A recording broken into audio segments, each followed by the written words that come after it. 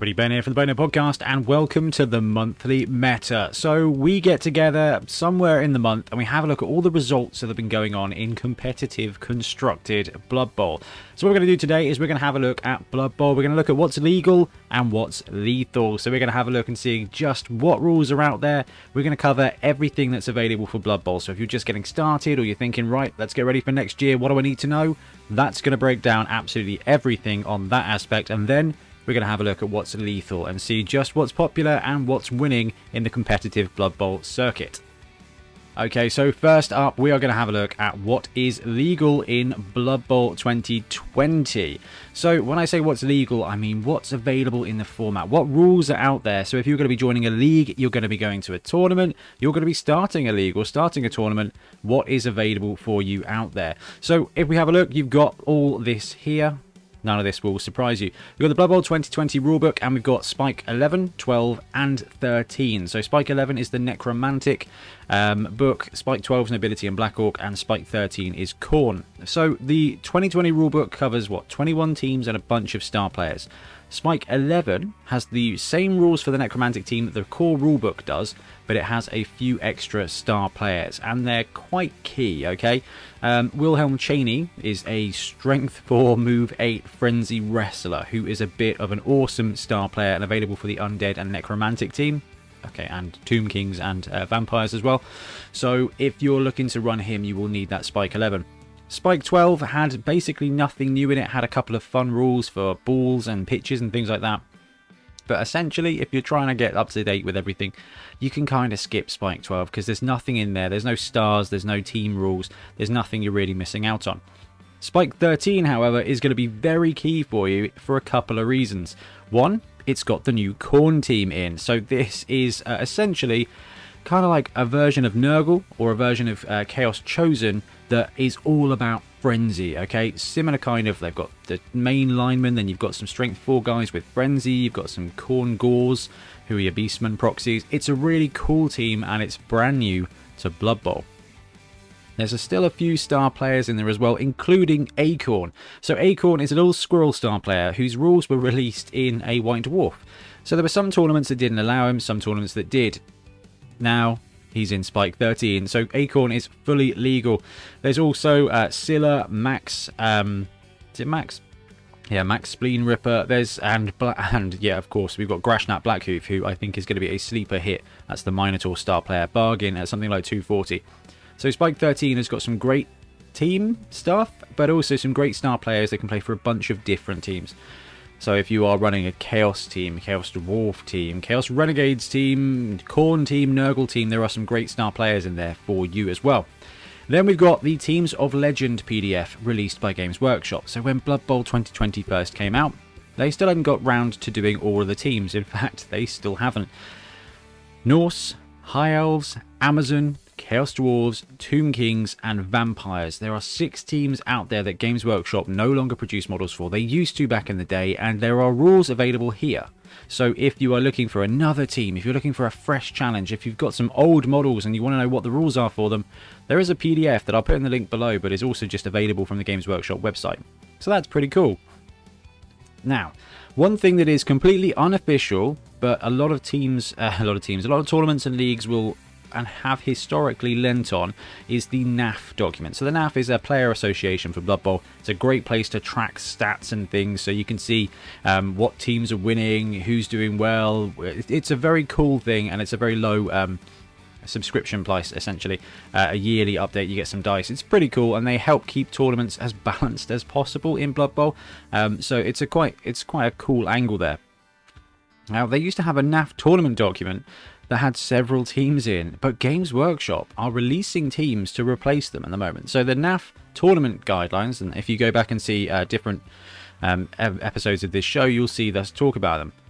Basically, all that's left now is the Slann team. There used to be the Bretonnian team, but that is gone because Nobility landed. There used to be the Demons of Khorne team. The Demons of Khorne team is now gone, which we probably haven't shared loudly enough because that's quite a big change. Basically, there is a team that has been demoted. However, you can use those models for the new Khorne team. That means that there's one team extra, which is Slann. Now, in Blood Bowl 2, the Slann team got turned into Kislev, so Slann and Kislev are basically the same team. It's all about leaping around, and it's a very cool team. It's actually one of my favourites. Essentially, they're space frogs, which leans way back to old school Warhammer, like the origins of the place. Anyway, it's a very cool team. So you've got all the Games Workshop teams, and there's one extra team kicking around there, which is the Slann team or the Kislev team. And the final piece of the core rules is the FAQ documents that Games Workshop release. Now, they're sticking to a May and November schedule, and it's called Designer's Commentary Errata. And basically what it is a PDF that they release that corrects some stuff from rulebook, that clarifies some bits and bobs from rules. And actually the November one was quite interesting. They fixed a couple of rules, they fixed a couple of tiers, and a couple of star player bits that we will come to in a second, because it's very important that we kind of pull these out on their own. A couple of things we're still waiting on for. There's some bits and bobs in Dungeon Bowl. I don't think we're likely to get that. There's a bits and bobs with some star players they've released recently, but Hail Mary Pass, we're still waiting for a bit of a clarification on that one. So if you're jumping into Blood Bowl and you want to know absolutely everything there is to know, this is the first place to start. There's a couple bits more though. And the last bits that you'll need for standard kind of competitive formats of Blood Bowl is there are some star players that Games Workshop are just releasing models for. And when you get them from Forge World, the book, there is basically a little picture in the packet. And on the back of the picture is the rules for the star player. So this is a way that they can release star players without having to include them in Spike magazines. And so far we've got 2 of these star players that are bookless, that don't have a book. So we saw this with Acorn. They released Acorn as part of the Treeman kit. They put the rules out for him in White Dwarf, but he hasn't featured until now. He hasn't featured in a Spike magazine until Spike 13 came out. We've got Creek Rustgouger the Verminator, who is essentially a rat ogre with a ball and chain.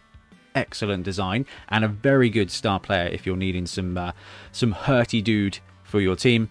And we've recently just had Barak Farblast drop as well. So Barak Farblast is a dwarf star player with a bazooka, who's basically an 80k Shaw hands piece with secret weapon. Now, Verminator, awesome bit of tech for your team. Barak Farblast is an interesting one. He's got a skill that he can't actually use. In fact, there's got a skill in their strong arm that you can't even technically get. So interesting one though, and I think that's what we're waiting, and we're probably going to have to wait until about May for him to be FAQ'd, for that to be replaced with Cannoneer. Strong arm is essentially the old version of Cannoneer. Anyway, bookless star players, the rules come in the pack, but we've got a star player spotlight for both these guys as well. So if you want to know more about them, you can just go watch that. And then there are a few bits and bobs that you're not likely to see in competitive play and are essentially optional. So when it comes to playing at a local league, you might see some of these things involved. They might be like, you might say they're allowed, but they're optional. Players have to agree it between them. But there's some really, really, really cool stuff out there. So if you are playing in a tight-knit group, or you just want to have some fun, you want to throw in some extra narrative, some extra rules, if you love coming up with rules, or you want to run a tournament and you want some inspiration for things, this list here is for you. The rest of the stuff is standard Blood Bowl, okay? That's where you start. This is where it gets extra good. So Death Zone 2021 book has got so many cool rules. You've got extra inducements, you've got some extra wizards, some cool stuff like that. You've got pitch rules, weather rules, rules for giants, which I actually think are my favourite. You've got mercenary rules, and the rules for Blood Bowl 7s, which I maintain to this date is officially the best way to play Blood Bowl. So Death Zone 2021 is an excellent expansion. There's a lot of stuff in there that you may not get a chance to play if you just play competitively, but if you play for fun and you just want to have a good time, you know, you're looking to expand your Blood Bowl repertoire with your friends casually or whatever, Death Zone is an excellent book. There's also the special play cards and pitches that you can get for certain teams and things. That's this kind of stuff where you can run them out in your league. Some tournaments will allow them as well as an inducement. They're really swingy. Some of them are really good. Some of them are very bad. So your mileage may vary. Now, if you're playing a fun game and you want more of a story to it rather than a tight competitive kind of game, which Blood Bowl really isn't, but the special play cards will absolutely swing it one way or another and will add a lot of theme to it. If you want to spice up your life, it's a pretty good way to go. The pitches bring in some cool stuff, and there's a whole ton of pitches out there as well. Pitch rules are all over the place. There's some in the Spike magazine, some in the... Is there any in the core rulebook? I don't think so, but there's a ton in Death Zone as well, which is really cool. And White Dwarf 466. had rules for including referees on the pitch, which basically means you can attack the referee, get them gone, and then foul to your heart's content. It's a pretty fun set of rules, completely optional, but good to throw in every now and again. If you want to know more about the referee rules, you can pick up White Dwarf 466 digitally, or you can go watch our Theory Thursday, where we break down the rules and talk through exactly how they work. And then last, on the optional but fun list, is Dungeon Bowl. So Dungeon Bowl just dropped, and if you've followed our channel, the last 2 weeks has just all been about Dungeon Bowl. There's 8 new teams just for playing in Dungeon Bowl. They're mixed up of the other teams available, and you play in a dungeon. It is a fantastic way to play Blood Bowl. It's a really cool and really different way. You've got standard 11s, which is brilliant. You've got 7s, which is a kind of condensed version of Blood Bowl. And then you've got Dungeon Bowl, which is just like nothing else. It is exploring a dungeon while you're playing a game of Blood Bowl, and it is so much fun. Okay, so there's a few big meta changes for Blood Bowl that have landed in the last month that I think is worth kind of bringing together, because it is quite a big thing as we move forward. So, star player costs. In the last FAQ that came out in November, Morg and Hackflem both went up in price. So Games Workshop have kind of been looking at the stats, looking at how tournaments are playing out, looking and listening to what the community is saying. Morg and Hackflem, the 2 most popular star players, and potentially the 2 most swingy star players. Okay, the ones that are influencing the popularity and the success of certain teams. So they've both gone up in price. Now 40k for Morg isn't a huge increase, but actually taking him from 340, which is just about affordable, to 380, which is very much a challenging amount of money to put in a star player cost, is a pretty good move. So you can probably still afford to take Morg, but you're going to have to give up an extra reroll, have to give up that extra bench, or maybe even limit yourself to just 1 star player instead of 2. And a very similar thing here with Hackflem. Now Hackflem's gone up to 210 from 180.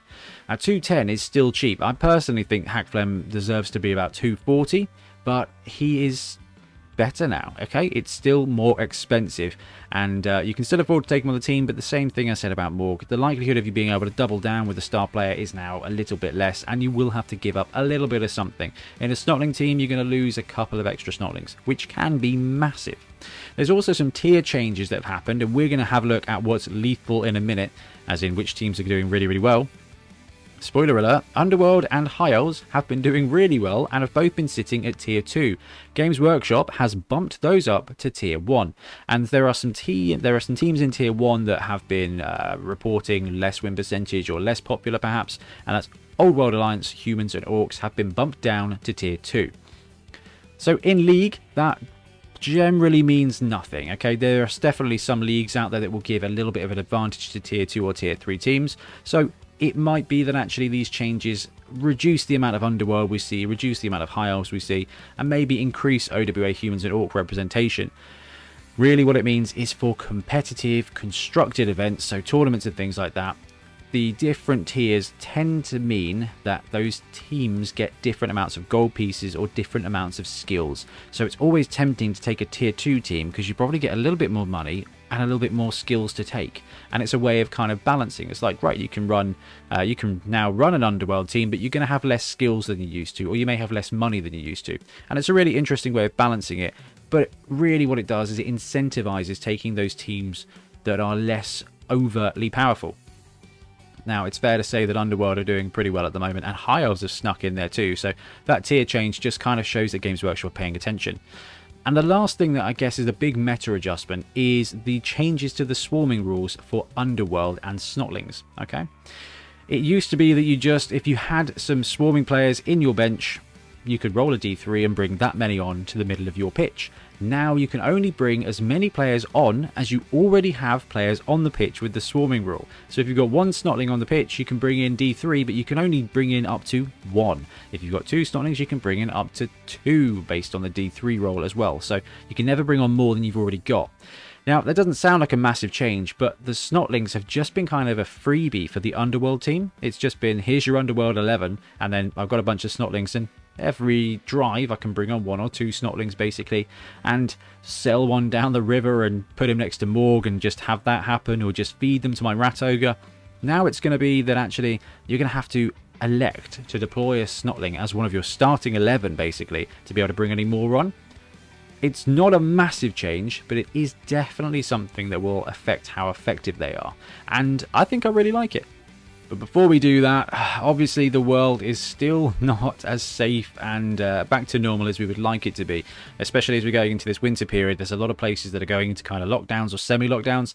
So the same thing we've said every single month when we've been doing this show, and every time we do, is just please everybody stay safe as you can possibly be.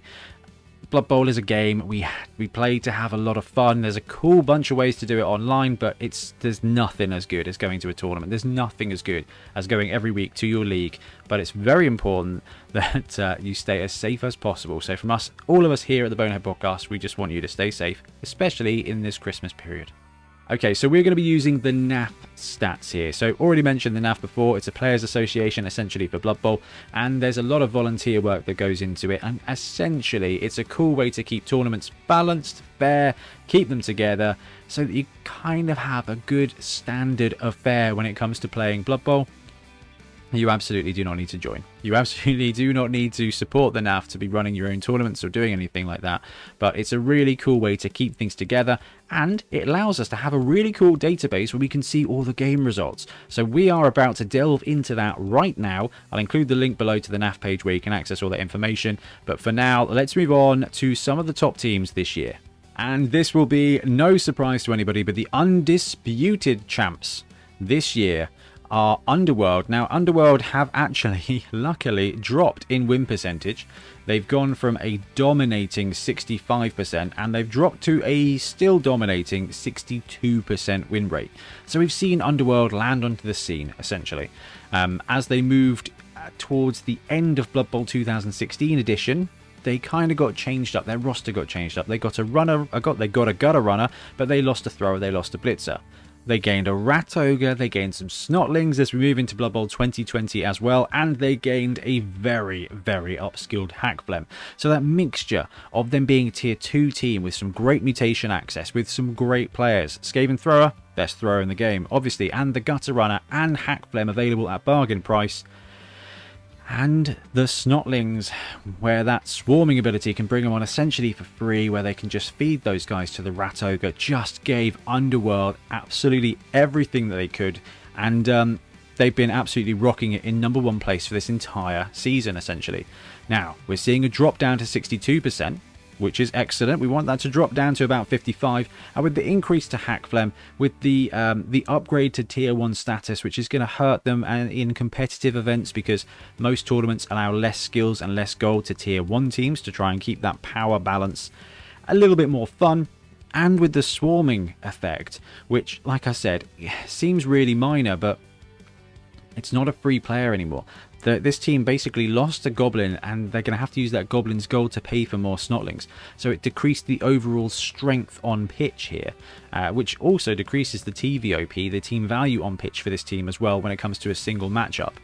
Ultimately, it means you're going to have one less Goblin to fight and one more Snotling to fight instead, but I think that's still an advantage to the non-Underworld teams.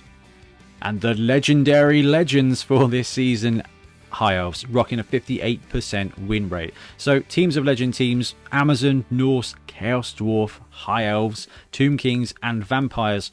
We were kind of expecting to see at least one of those teams drop by now. We haven't. We've seen the introduction of a whole bunch of new teams instead, which I don't know, it's still pretty cool. But High Elves have been absolutely rocking it in the standings. So they've been basically up in the top 5 for the past 6 months. It all started with them posting up some excellent results in Blood Bowl 7s. Now, Ben and I talked about this on the podcast, and it makes a lot of sense because Blood Bowl 7s has a positional restriction of 4. So actually, if you've got Elven Union, you can just spend more money to get better positionals when it comes to the High Elf team, and actually they do a really good job. But the interesting thing about the High Elf team is that it is very vanilla, okay? You've got Underworld, you've got Amazons, these are some of our top teams, but there's a lot of dodge in those, which means they can be countered really effectively by Dwarves, by Chaos Dwarves, right? High Elves, there's only going to be a couple of bits of dodge in there. They're so good because their armor is just fine, but their agility is exceptional, and their passing game is brilliant too. So High Elves rocking 58%, really cool. They have recently been bumped up to tier 1, so we might see the High Elf effect drop a little bit. They're definitely not one of the most popular teams, but they've got a really good win percentage. I think what's likely to see is a few extra skills will drop them down a couple of percent, but I personally think this team is the next one from Games Workshop for a proper release. And representing the Stunties, Ogres have got a slight decline from a 50% win rate to a 49% win rate, and that just goes to show that in every way, shape or form, Ogres better than halflings. But what does this mean? I mean, we've just talked about star players. We talked about Morg getting a bit of a cost increase. We talked about Hakflem getting a bit of a cost increase. The stunty teams, the lower tier teams, they normally get more gold, maybe some more skills, but what it does mean is that they've got very cheap players, which means when it comes to a competitive event where you're running 1100 or more, so that's 1.1 million or more, you've got the cash there to afford some really good star players, and we've seen a lot of snotlings with Morg and Hakflem. We've seen some great Griff Ogrewold builds when it comes to these ogres, and ogres themselves are actually just brilliant big guys. And I mean, the Noblars are just snotlings. They get less cool toys, but they get the best big boys. When it comes to the ogre team, it's my favourite stunty team, probably. I've loved running Snotlings, and the Chaoslings had a load of fun of those at tournaments and at 7 Super Series. But the Ogre team is just so fun. The box is brilliant, and people are clearly agreeing because they're managing to win almost half the time. Okay, so let's have a look at the 2020 top 5 teams for competitive Blood Bowl. This is tournaments only. So top place, we got Underworld at 62% and High Elves at 58%. So we've already seen those two are performing brilliantly well. Now, if your top team is a stunty-laden dodge fest, okay, Hakflem got dodge, Goblins got dodge, Snotlings also got dodge. So what goes well against a team with a lot of dodge? A team or two with a lot of tackle, and that's what we're seeing here with 55% win rate of Chaos Dwarves and a 54% win rate of Dwarves. You see, we've got that cluster there where the Chaos Dwarves and Dwarves can use that tackle to just get free win percentage against that team. And when we're seeing a lot of teams, so Amazon or Underworld, where that dodge heavy factor is really important, the Chaos Dwarves and Dwarves do get a great piece of edge there. So we're going to see them probably maintain consistency, because the great thing about Dwarves and Dwarfs is that they can take on anybody. Sure, if you've got no dodge, then their tackle gets devalued ever so slightly, but block is still very, very good, and the Dwarves and Chaos Dwarf teams always have a lot of it. It's a slow, consistent roster. And Chaos Dwarves have been known to induce Hakflem themselves. And Morg. Oh, flashbacks to the Isle of Wight, to the Sand Bowl, where I took on a Chaos Dwarf team on the top table with my Snotlings, with Morg and Hakflem, and probably lost appropriately. So then there's a really tough 5th spot here with 4 teams tied at 52% win rate. Undead, Tomb Kings, Amazon and Wood Elves. So Undead and Tomb Kings, not a lot of dodge there, let me tell you, but what we do have is a lot of strength. And in this meta where the dodge kind of gets trumped by that tackle factor, it brings in a kind of tournament space where bash is much greater than dash, because everyone's kind of expecting dash, so they're kind of factored up for that. Undead are one of the strongest mid-range teams, and Tomb Kings are just... there's no dash, that's all bash. So they are positioned really well at the moment to just win through your face. Amazons are always solid, and even though that they are a light and dodgy team, they don't dodge that much. That dodge basically just keeps them alive when you're punching them. And for them to achieve a 52% win rate, when you're looking at 2 dwarf teams in the top 5, that's just a testament to how strong Amazons are. And Wood Elves absolutely booming up the standings here. We were seeing them loitering in not a great shape, but actually 52% edge now for Wood Elves. I think people are starting to learn that you can still outdash most teams. So it's a really interesting factor here. All these teams with 1 asterisk are teams of legend that Games Workshop have yet to release. So my expectation is High Elves, Chaos Dwarves, Tomb Kings, Amazons, they are going to get a little bit of a refresh when Games Workshop brings them in. And if you consider that after the top 8 teams, 1, 2, 3, 4 of them are teams of legends with just legacy rules now, I wouldn't be surprised to see Games Workshop swoop in and tweak these rosters ever so slightly. They've already boosted the High Elves up to tier 1 from tier 2, and that I think I think we're going to see High Elves land first, but I would be very happy to see Games Workshop regenerate any one of those teams, because all the work they've done on the other teams they've regenerated. Necro, Underworld, Lizards, they gave extra positionals. Halfling, they gave extra positionals. There's some really cool stuff that they can do with those teams, and I cannot wait to see how that looks and how it affects our top 5. Now, we've played a whole year of Blood Bowl 2020. We can kind of start getting to grips with what teams have been most popular this year. Dwarves there with a 54% win rate and 1.3 thousand games under their belt. This is games that have just been recorded by the NAF, so there's millions of games going on in Blood Bowl, I'm sure, but these are the ones that are recorded on the NAF rankings, essentially. Humans, win rate of 46%, 1.2 thousand. Underworld, 1.2 thousand with a chunky 62% win rate. Undead, Orcs and Lizards, all at 1.1 thousand games registered. 52% with Undead, 50% for Orcs and 49% Lizards. So these are all the most popular teams that are being played at the moment, or have been played over the course of this year. Now, Dwarves, Underworld, definitely a meta shift there. Orcs, Lizards, Humans, these are all teams that have got pretty great boxes from Games Workshop. So, no Teams of Legend in the most popular, and I think until Games Workshop regenerates them, brings out a really good plastic box for less than £30, it makes those teams way more accessible. So Humans and Orcs being the classic starter set, we do see a lot of them, and both of those getting a cheeky little boost to tier 2, which means that in tournaments they're going to be having a few extra skills. Could see the Orcs rise from 50%, and maybe the Humans can get as far as the Orcs at 50%. So it's only fair that we look at the bottom 5 as well. So Goblins at tier 3 there, 38% win rate. Black Orcs, tier 2, 44% win rate. Chaos Chosen are really struggling this season at 45%. Which is tough, because overall their roster got boosted a little bit in this edition with the access of the Ogre or the Troll to be their Chaos Big Guy. Now, the difficulty is that a lot of tournaments are hitting around 1150 mark, which means it's quite expensive to get everything you want to in a Chaos Chosen roster. Tier 2 means they get access to a fair few skills, but let's face it, most of our teams here are 55% top and 45% bottom, so the cluster is still really close. OWA now at tier 2, and Humans as well now at tier 2, 45% OWA and 46% win rate for Humans.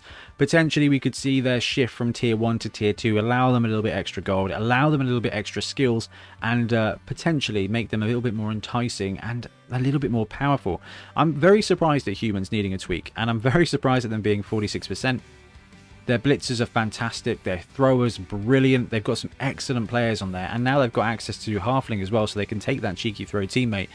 I think what it is that Humans kind of need 8 skills to start really brewing up, and we do see that with Orcs as well. You want to have guard on your blitzers, you still want to be able to take a double to give your Ogre block. Being at tier 2 is probably going to allow them to have more secondary skills access, and it's going to help OWA, Chaos Chosen, Humans. We should see a little bit of a shift here with OWA and Humans, maybe not a lot, but actually if they get into the 48-49% range, that's bang on the middle, and that's where we want them to be. Goblins having a really horrible time, and I think Black Orcs potentially just, it's taking a bit of time for people to get used to how to run them, potentially. I think they're a solid team, but 44%, really not that bad. And the least popular teams this year are the teams that have had the less recorded games, Demons of Khorne and Slann. So these are both of the expanded NAF teams. Demons of Khorne, gone now. Okay, Games Workshop have released their Khorne team, and the Demons of Khorne have been retired by the NAF, so we will not see that team again. Slann still sitting there, both those teams sitting at 300 recorded matches. If you think our top team was 1200, this is basically less than a quarter of our most popular teams. We're seeing these guys slightly more here. OWA and High Elves around about the 350 recorded games, so that means they've been taken 100 to 120 times this year.